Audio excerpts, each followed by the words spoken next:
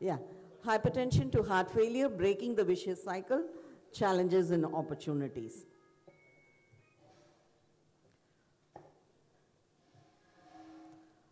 So if you look at the heart failure, 91% of patients with heart failure have some amount of hypertension as per the Framingham Heart Study.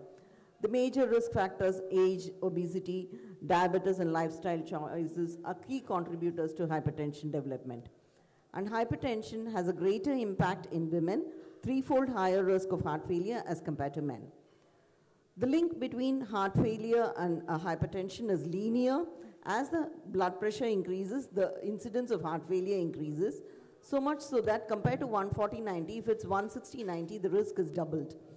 And 1 out of 3 or 4 adults who have a blood pressure of 160/100 will land up with heart failure. Even patients with mild hypertension have a 2 to 3-fold higher risk of LVH, which is one of the important precedents for heart failure. And if it is severe hypertension, the incidence is increased almost tenfold. And hypertension is the sole underlying factor in almost 75% of patients with heart failure preserved ejection fraction. The pathway to hypertension to heart failure, preserved ejection fraction, and heart failure, reduced ejection fraction. Uncontrolled hypertension leads to concentric left ventricular hypertrophy, which leads on to diastolic heart failure. Once there is a myocardial insult in the form of ischemia or toxins, eccentric hypertrophy occurs and heart failure, reduced ejection fraction happens. Hypertension is quantitatively the most important risk factor for CAD, and once CAD occurs, there is a progression to heart failure, reduced ejection fraction. And once there is atrial fibrillation, it becomes worse. The phenotype of heart failure in hypertension progresses towards increasing left ventricular size and decreasing left ventricular ejection fraction. And fortunately, many of this can be reversed by antihypertensive treatment. So looking at the major ways in which it progresses, increased cardiac mass leads to LA myopathy and LA dysfunction, LV hypertrophy, and first diastolic heart failure. Subsequently, systolic dysfunction and cardiac fibrosis set in. Subsequently, there can be pulmonary hypertension, arterial stiffness, and this sets in a vicious cycle. Messerly and colleagues have described 4 stages of heart failure in hypertension. First is diastolic dysfunction, no hypertrophy. Second is diastolic dysfunction with hypertrophy. 3 is heart failure, preserved ejection fraction, clinical presentation. And 4 is eccentric hypertrophy with reduced LV ejection fraction. So opportunities for intervention and prevention, lifestyle modifications, smoking cessation, alcohol cessation, DASH therapies, limitation of salt and exercise all have an important role to play. The goals in BP management: lower the blood pressure, keeping it, as per the SPRINT trial, keeping it less than 120/80 gives you more reduction in heart failure incidence, MACE rates, compared to 140/90, the standard of care. Not only the average blood pressure, but the time in good blood pressure control, that is the time to therapeutic ratio, also matters. In the ALDO DHF trial also, keeping it less than 130/80 improved LV diastolic dysfunction, and even in elderly patients more than 60 years, in the STEP trial, it was shown that a BP target less than 130/80 prevented heart failure.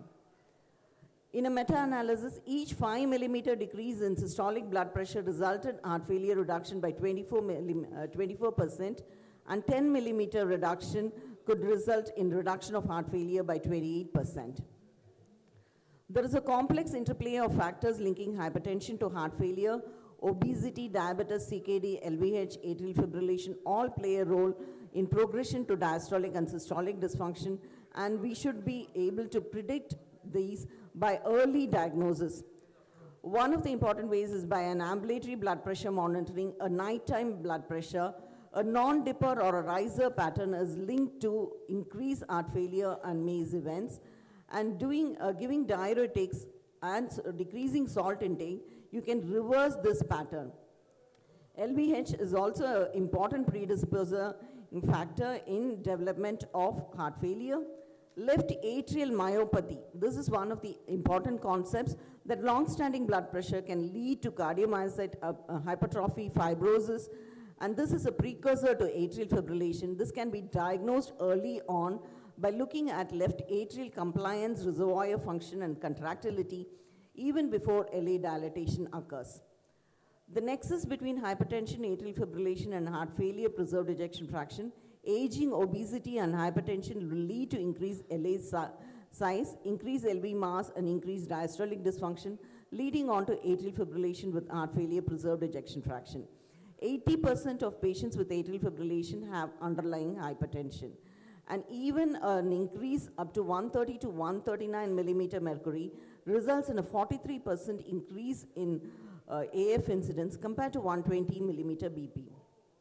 And ACE and ARB and MRA can prevent AF, and beta blockers and non-dihydrogen CCBs can be used in rate control. And lower the blood pressure, as in the SPRINT trial, there was a 26% lower risk of developing new onset of atrial fibrillation. Early diagnosis, subclinical LV dysfunction can be detected even before left ventricular hypertrophy occurs on echo by LV-GLS detection and high LV filling pressures. And this should be more often adopted in clinical practice. This is one of our papers which was presented in the award session of the World Hypertension Congress, looking at 174 patients with LVH and hypertension with preserved ejection fraction. LV-GLS and LA reservoir strain were decreased in these patients with increasing LV mass index. So treatment of hypertension, blood pressure reduction is the most important, and the drugs which prevent heart failure have been shown to be diuretics, ACE and ARBs are the most efficient drugs to prevent heart failure onset. Obesity has been linked to hypertension and heart failure, and in adults with hypertension with BMI more than 27, the current guidelines of ACC-AHA recommend incretin analogs which can decrease both blood pressure and heart failure incidence. If the patient has a heart failure, reduced ejection fraction, the drugs to be used are the standard guideline-directed medical management, ARNI, ACE, ARB, MRA, SGLT2, and beta blockers can be used in heart failure, reduced ejection fraction. To be avoided are alpha-adrenergic blockers and non-dihydrogen CCBs. You can also use in uncontrolled, you can use either isosorbide dinitrate and hydralazine. Amlodipine has also been found to be safe in these patients. In heart failure, preserved ejection fraction, you can use spironolactone, ARNI, and SGLT2 inhibitors. MRA, the missed opportunity.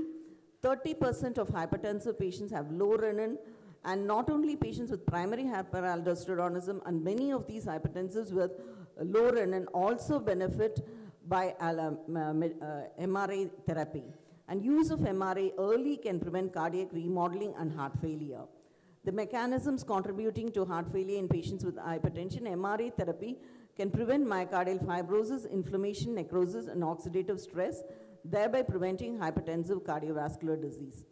And finerenone, especially in patients with CKD and patients with macroalbuminuria, significantly reduce the risk of first hospitalization for heart failure, cardiovascular death, or first heart failure hospitalization, and recurrent heart failure hospitalization.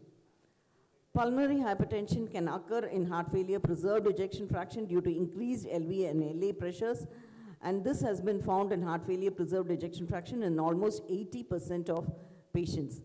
Cardiorenal syndrome, hypertension is associated with renal dysfunction, and this increases heart failure. Should not forget the Pickering syndrome due to bilateral RAS, which can present as acute flash pulmonary edema. It is important to look at urine albumin creatinine ratio in hypertensive individuals. In a recent study published in 2025 from a Danish registry, it was shown that UACR is not measured in 80% of hypertensive individuals, and macroalbuminuria had worst 2-year MACE, heart failure, and eGFR decline in this Danish registry. To summarize, hypertension has a linear relationship with heart failure. Prevention of LVH, nighttime blood pressure, and atrial fibrillation prevent adverse heart failure outcomes. ABPM, UACR, LV diastolic parameters, GLS, LA reservoir strain can detect early progression of disease due to hypertension. Use of ACE, ARB, MRA can prevent many adverse remodeling. SGLT2 can be used in heart failure, reduced ejection fraction, heart failure, preserved ejection fraction, and GLP-1 analogs in obesity and heart failure, preserved ejection fraction. They benefit both BP and heart failure in both diabetic and non-diabetic individuals. Heart failure, preserved ejection fraction is mostly secondary to hypertension. Targeting BP to less than 120/80 and keeping BP in therapeutic target range most times is important. Ensuring early detection, treatment to targets, compliance and prevention, and treatment of vicious cycle to heart failure and death needs multidisciplinary approach.